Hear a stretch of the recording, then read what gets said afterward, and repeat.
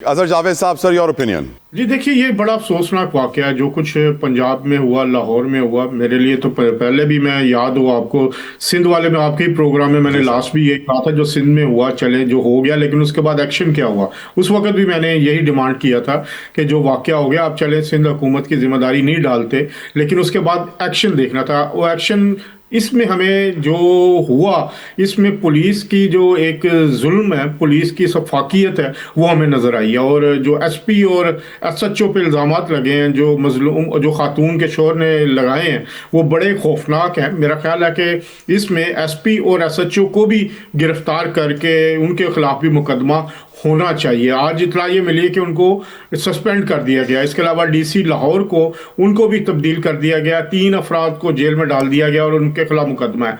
लेकिन तला भाई, इस तरह के वाकयात के बाद क्या दोबारा ये वाकया नहीं होगा, ये हमें सोचना है। हमें इस वाकये को मिसाल बनाना होगा। इसमें जो मुलविस लोग हैं, उनकी सिर्फ गिरफ्तारियां काफ़ी नहीं है।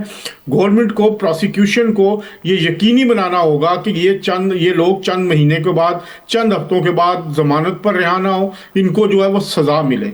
इस वक्त पंजाब में को, जैसे अभी मसूद साहब भी कह रहे थे कि एप्पल और ऑरेंज का कोई मुकाबला नहीं, बहुत काम हो रहा है, लोग कर रहे हैं, पंजाब हुकूमत लगी हुई है। लेकिन फिर वही बात आती है कि जो बेसिक रवैये हैं आप, वो क्या तब्दील हुए हैं। बाकी जो बात अभी मसूद भाई ने कही, मैंने सोशल मीडिया पे आम आदमी के बात बोलने पर की बात नहीं की। मैं ये सिर्फ कह रहा हूँ जो पाकिस्तान से बाहर लोग बैठे हुए हैं, जो अपनी जो एक जारहाना लैंग्वेज से इदारों के खिलाफ, हुकूमत के खिलाफ, शख्सियात के खिलाफ जितनी गालियां वो देते हैं आम किसी भी शख्स को। मसूद भाई, अगर आज कोई इमरान खान के या तहरीक इंसाफ के हवाले से कोई ट्वीट करता है सोशल मीडिया पे, बात जितनी गालियां पड़ती हैं तहरीक इंसाफ के लोगों की तरफ से, आप मेरी टाइमलाइन देख लें जाके, किसी और की टाइमलाइन देख लें। आपके गुनाह माफ हो रहे हैं सर, आपके तो गुनाह माफ हो रहे हैं सर, आसानियां हो रही हैं आपके लिए। मैं ये बात सिर्फ ये कर रहा हूँ, रवैयों की बात कर रहा हूँ। रवैये सोशल मीडिया पे सबके एक ही तरह के। बिल्कुल ठीक, बिल्कुल ठीक। अलाउ मी, नईम साहब वेट कर रहे हैं। वो उसको खुद कौम रिजेक्ट कर देगी। बिल्कुल ठीक मसूद। नईम कुरैशी साहब, सर, जब कराची में हलाकत हुई बच्चों की गटर में गिरने से, तो मरियम साहिबा की बड़ी मशहूर स्टेटमेंट थी कि सीएम जिम्मेदार है सिंध का। लेकिन जब पंजाब में हलाकत हुई बच्चे की सीवरेज लाइन में गिरने से और माँ की भी, तो कहा गया कि ठेकेदार और डीसी जिम्मेदार हैं। ये डबल स्टैंडर्ड्स कहेंगे, इसको मुनाफकत कहेंगे, क्या कहेंगे सर? इसे डबल स्टैंडर्ड भी कहते हैं, इसे मुनाफकत भी कहते हैं, और ये किसी एक खास मरहले पे नहीं होती। मरियम साहिबा का यही रवैया है। यकीनन उन्होंने बड़ी क्लियरली चीफ मिनिस्टर सिंध को रिस्पॉन्सिबल करार दिया था। इस वक्त तो उन्होंने अपनी वजीर इत्तलात को भी कहा कि वो जिम्मेदार नहीं है। और आपको ताज़ा तरीन इत्तला दे दूं, आपके प्रोग्राम में सर वजीर आला ने ऐलान किया था कि कमिश्नर साहब होंगे, आगे से डिप्टी कमिश्नर होंगे, इन सब के खिलाफ एक्शन होगा। लेकिन आपकी इत्तला के लिए अर्ज है कि ब्यूरोक्रेट्स के खिलाफ कोई कार्रवाई नहीं हो रही। अल्टीमेटली जो एक ठेकेदार है और एक प्रोजेक्ट मैनेजर है, उन्हीं के खिलाफ कार्रवाई हो रही है। हाथी के दांत खाने के और दिखाने के। और कुरैशी साहब जी, अल्लाह आपका भला करे, यही पोजीशन है। वहां बड़े जोश में प्रेस कॉन्फ्रेंस में अनाउंसमेंट तो कर दिया, लेकिन उन्होंने यही सोचा कि ये ब्यूरोक्रेसी तो वो है जिन्होंने हमारे फॉर्म 47 बनाए थे, इनको हम कैसे निकालें, लिहाजा कोई एक्शन नहीं हो रहा। और जिस फेक न्यूज की वो बात कर रही थी, उसके खिलाफ सहाफियों को उठा के फौरन जेल में डालते हैं। अपने कहा हुए को कहा कि जी हमें तो जो इतलात मिल रही थी वो हम कह रहे थे, जिसमें खुद चीफ मिनिस्टर साहिबा भी शामिल थी। दूसरी बात यह है कि ये एक ऐसा मसला है, देखिए मैं जो उस वक्त बात करना चाह रहा था वो ये कि आप देखें सहाफियों का क्या किरदार था इस मौके पे, हम उनके किरदार को ज्यादा बात करना चाहते हैं। वो ये है कि आप देखें कि हुकूमत के शाना बशाना खड़े होके इस खबर को फेक न्यूज करार देते रहे।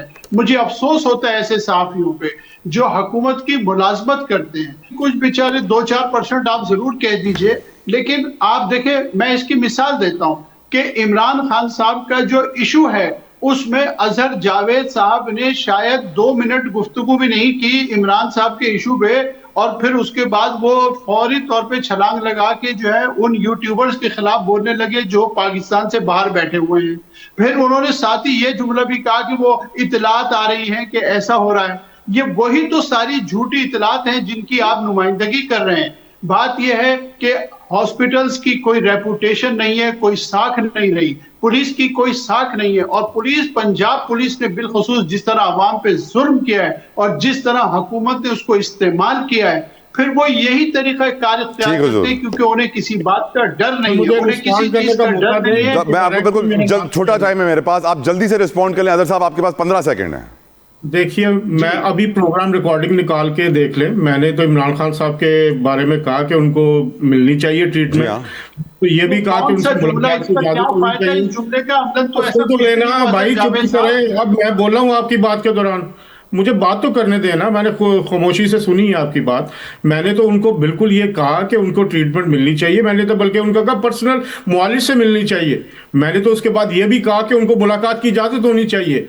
अब जो अगर यही तो मसला है, आप डायरेक्ट मेरे पे आ गए, मैंने तो कोई ऐसी बात भी नहीं की। मोहब्बत आपसे ज्यादा है अजहर साहब, मोहब्बत आपसे ज्यादा है और कुछ भी नहीं। पिछले 24-48 घंटों से ये कहा जा रहा था कि ईरान और अमेरिका के दरमियान ताल्लुकात इंतहाई शदीद हैं, कुछ भी हो सकता है, अमेरिका अटैक कर सकता है। लेकिन फिर ये अच्छी खबर आ गई कि डोनाल्ड ट्रंप ने कहा कि हम अटैक नहीं करने वाले हैं। गुफ्तगू का आगाज करूंगा इसके ऊपर। अब्दुल्ला हमीद गुल साहब, आपसे शुरू करना चाहता हूं। आपकी नजर में डोनाल्ड ट्रंप का ये बयान कोई और सियासी खेल है, कोई चाल है, कोई गेम खेल रहे हैं? क्योंकि हम देख रहे हैं तेल की कीमतें भी बढ़ना शुरू हो गई हैं, गोल्ड की कीमतें पहले ही ऑल टाइम हाई पे थी, इन्हीं जंगों के खतरे के पेश नजर। अब्दुल्ला हमीद गुल साहब, आपकी राय हुजूर।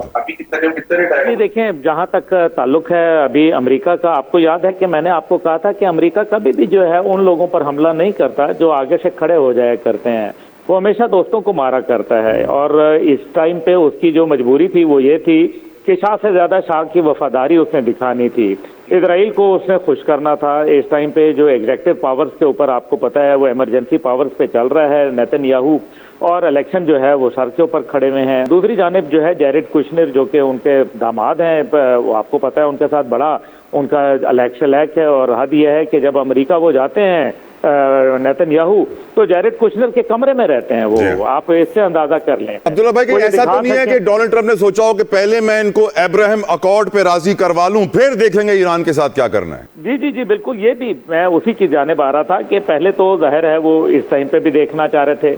दूसरी जानिब जो है वो ईरान का IAEA के मुताबिक कोई ताबकारी नहीं फैली थी, हालांकि जो है वो तकरीबन हंड्रेड्स ऑफ केजी जो एनरिच्ड यूरेनियम है वो उनके पास, ईरान के पास मौजूद है, ये भी बात मालूम है। इसके अलावा जो जिस तरह से रशिया ने और चाइना ने इस दौरान में उनको हेल्प किया है आफ्टर द 12 डेज वॉर, उसके बाद जो सूरत हाल है वो यकसर तब्दील हो गई है। बियॉन्ड विजुअल रेंज जो है वो उनके पास मिसाइल सिस्टम्स आ गए हैं, उनके पास जो है वो छोटी जो स्पीड बोट्स हैं, गन बोट्स हैं, वो आ चुकी हैं जो टॉर्पीडो लॉन्च करती हैं। फिर इसी तरीके से उनका जो पहाड़ी सिलसिला है उसका, देखिए मेरे नाम ज़हन से निकल रहा है, जो तकरीबन तुर्किया से शुरू होकर आबनाए हुर्मुज तक जाता है, 1500 से 2000 किलोमीटर की ये बनती है रेंज।